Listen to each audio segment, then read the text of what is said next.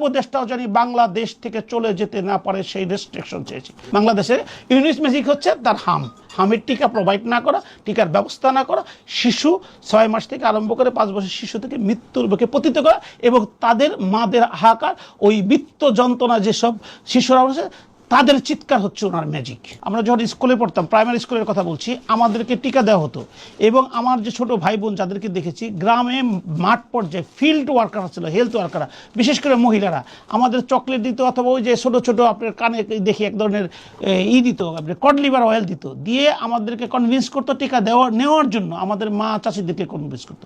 সেটা কিন্তু একদিনে আরম্ভ হয় না। 1979 শহীদ প্রেসিডেন্ট জিয়াউর রহমান আমল থেকে আরম্ভ করে 2012-এ শেখ হাসিনার আমলেও এটা লেভেল 2 দেওয়া হয়েছে, MCO 2, এবং রোবেলা টিকাও দেওয়া হয়েছে, যে এটা এই দেশের ভূপ্রকৃতি অবস্থানে হামটা নর্মালি ওয়েদার চেঞ্জের সাথে আসে, এবং এখানে অনেকে মৃত্যুবরণ করে এবং ছোটো ছোটো শিশুগুলো অমানবিক সাফারিং করে।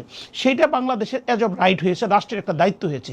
এবং শুধু দায়িত্ব না, আমাদের যে fundamental principal of the state, যেটা আমাদের কনস্টিটিউশন, রক্তে অর্জিত কনস্টিটিউশন 1972, সেইখানে আর্টিকেল 15 এবং আর্টিকেল 18-এ ক্লিয়ারলি লেখা আছে যেটা রাষ্ট্রকে ব্যবস্থা করতে হবে। কিন্তু এই ইউনূস সরকার আসার পরে আমরা যে জিনিসটা দেখেছি, উনি বাংলাদেশের কোনো লোকের উপর ডিপেন্ড করে নাই। যাদের উপর ডিপেন্ড করেছে তারা হচ্ছে ওনার এনজিও কর্মকর্তা অথবা আঞ্চলিক কিছু লোক, আর ম্যাক্সিমাম লোক বিদেশ থেকে নিয়ে এসেছে যাদের বাংলাদেশের পাসপোর্ট নাই। বাংলাদেশের পাসপোর্ট নাই মানে হচ্ছে তার বাংলাদেশের প্রতি অকৃত্রিম বিশ্বাস নাই। যেমন আমি ইংল্যান্ডে ছিলাম, আমি ইংল্যান্ডের লয়ার, আমার মেয়ে ওখানে জন্মগ্রহণ করেছে, আমি এখানে চলে এসেছি, আমি পাসপোর্টের কখনো চেষ্টা করি না। যে চেষ্টা করতাম অথবা নিতাম, তাহলে আটমোস্ট অকৃত্রিম ভালোবাসা আমার দেশ এবং মানুষের প্রতি ছিল না।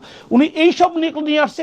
আপনারাই দেখেছেন যে ফাইজুল্লাহ তায়েব ওনার অ্যাসিস্ট্যান্ট অফিসার ছিল, উনি জার্মানি পালিয়ে গিয়েছেন, এবং অনেক লোক আছে যাদেরকে নারীরা বিভিন্ন সেক্টরেই ইনভলভ করেছে, যে বাংলাদেশের এই পাবলিক খাতগুলোকে কীভাবে প্রাইভেটাইজেশন করা যায় এবং এই মানুষগুলোকে শোষণ করা যায়। কারণ ওনার ব্যবসাটাই হচ্ছে উনি একটা আনপ্যাট্রিয়টিক, আনইথিক্যাল, কীভাবে মানুষকে আরও গরিব রাখা যায় এবং তাদের কাছ থেকে ব্যবসা করা যায়, এইটাই হচ্ছে ওনার সোশ্যাল বিজনেস। এই কারণে এইরকম একটা খাত, হামের মতো টিকা, যেটা রাষ্ট্র সব সরকার ব্যবস্থা করেছে, উনি এটা প্রাইভেট খাতে দেওয়ার ব্যবস্থা করেছিলেন। যদি বলেন যে আপনার কাছে প্রমাণটা কি, প্রমাণের জন্য আমরা হাইকোর্টে মামলা করবো এবং নোটিশ দিয়েছি।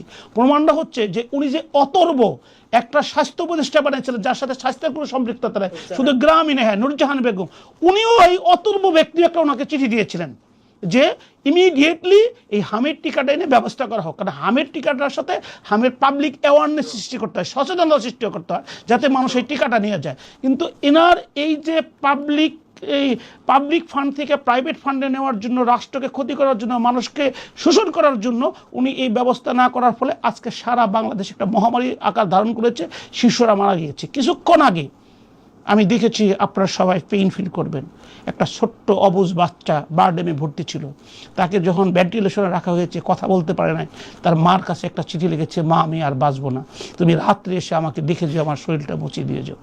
সে বাচ্চাটা মারা গিয়েছে। এই দেশ মানুষ, আপনি মানুষ, এই দেশটাকে আমরা ভালোবাসি। এই দেশকে ভালোবাসা মানে দেশের মানুষকে ভালোবাসতে হবে, অসহায় মানুষকে ভালোবাসতে হবে, সমস্ত মানুষকে। কিন্তু এই ইউনূস সরকাররা ইস্ট ইন্ডিয়া কোম্পানি আখের জলপথে এসেছিলেন, ওনারা আকাশপথে এসেছেন। আইসা স্টারলেটকে উনি দিয়ে দিয়েছেন ইন্টারনেট বিজনেস। আইসা উনি যাওয়ার পথে আমেরিকাকে 2টা চুক্তি করে দিয়ে চলে গেছেন। বিভিন্নভাবে এইভাবে উনি বন্দরটাকে বিদেশের কাছে দেওয়ার জন্য রেডি ছিলেন। উনি শান্তির করিডোরের মাধ্যমেই করেছেন। এবং সর্বশেষ যেটা আমি বেঁচে থাকবো, যেটা আমার ফান্ডামেন্টাল অধিকার, চিকিৎসার, সেটাকেও প্রাইভেট খাতে দেওয়ার চেষ্টা করছেন বিধায় আমি বিস্তারিত একটা লিগাল নোটিশ দিয়েছি এক্সিকিউটিভদেরকে, এটা ইনভেস্টিগেশন করা হোক, ইনকোয়ারি করা হোক। আর এর মধ্যে এই যে যারা উপদেষ্টা ছিলেন, উপদেষ্টার সাথে যে ওই যে শফিকুল ইসলাম, যারা পপুলারলি নোন ডাস্টবিক শফিক যাকে বলা হয়, হ্যাঁ, প্রেস সেক্রেটারি, ওনারা কেউ যদি বাংলাদেশ ত্যাগ করতে না পারে। কারণ আপনি ইনকোয়ারি করলেন, ইনভেস্টিগেশন করলেন, ঘটনা প্রমাণিত হলেন, কিন্তু কেউ বাংলাদেশে নাই, তাহলে হোয়াট ইজ দ্য রেজাল্ট? আমি আপনি চলে যাব, হয়তো বিদেশ বিভিন্ন দেশে থাকবো, এই বাংলাদেশের মানুষ থাকবে, অসহায়ভাবেই থাকুক আর সহায়ভাবেই থাকুক। একজন সচেতন নাগরিক হিসাবে, এই দেশের একজন সচেতন নাগরিক হিসাবে, একজন প্যাট্রিয়টিক দেশপ্রেমিক হিসেবে আমি লিগাল নোটিশটা দিয়েছি, যাতে ইনকোয়ারি হওয়ার আগে ওনারা কেউ দেশ ছেড়ে পালাতে না পারে। সেটার এক্সাম্পল হিসাবে আমি প্যারা 4-এ একদম ক্লিয়ারলি বলে দিয়েছি যে অনেক লোক উনি নিয়েছেন, তাদের নাম জানি না, চলে গেছেন, তাদেরও ব্যবস্থা আমরা জানি না। কিন্তু ফায়েজ আহমেদ তাইব, সেই স্পেশাল সেক্রেটারি, উনি চলে গেছেন কোটি কোটি টাকায় দেশ থেকে মেরে। ইভেন আপনি দেখবেন যে আমাদের সাথে, হ্যাঁ, এবং আপনি ওনার যে নিয়োগকর্তা যারা আসিফরা, মাহফুজ আলমরা, তারাই তো যারা সংবিধানকে কবর দিতে চায়, পুড়ে ফেলতে চায়, ছুঁড়ে ফেলতে চায়। তাদের আপনি দেখেন তারা উপদেষ্টা হতে, তাদের শুধু না, তাদের পিএসদের অবস্থানটা দেখেন যে তাদের পিএসদের দুর্নীতির খাত কত বড়। ইভেন আপনি লক্ষ্য করেন গতকালকে এই আসিম মাহমুদকে একটা ইনভেস্টিগেশন কমিটি তাকে ইনকোয়ারি কমিটি তাকে ডেকেছে, সে উপস্থিত হয় নাই। আরে আমি যদি সৎ থাকি আমি পৃথিবীর যে কোনো জায়গায় উপস্থিত হব। তার মানে সে চ্যালেঞ্জ ছুড়ে দিচ্ছে দেশের আইনের প্রতি তাদের নাই। একটা ইয়াং ছেলে ইউনিভার্সিটি পড়তো, ইউনিভার্সিটির হলে ডাল মাংস খেত, সে হঠাৎ করে কোটি কোটি টাকা তার ওই যে কি নীলা হোটেলে যে হাঁসের মাংস খেতে হয়, উইস্টিনে যেতে হয়। আমি চ্যালেঞ্জ করতে বলতে আমি ব্যারিস্টার, আমার 2 ভাই ব্যারিস্টার, আমাদের বাপদাদাদের কতটুকু স্বাবলম্বিতা আছে যে আমরা ওয়েস্টার্নে যে ফার্স্ট করবো, না ব্রেকফাস্ট করব, আর উনি 1 বছরের মধ্যে ওয়েস্টার্ন ছাড়া ব্রেকফাস্ট করতে পারে না। অতএব এই লিগ্যাল নোটিশ দিয়েছি, একটা উপদেষ্টাও জানি বাংলাদেশ থেকে চলে যেতে না পারে সেই রেস্ট্রিকশন চেয়েছি। ধন্যবাদ।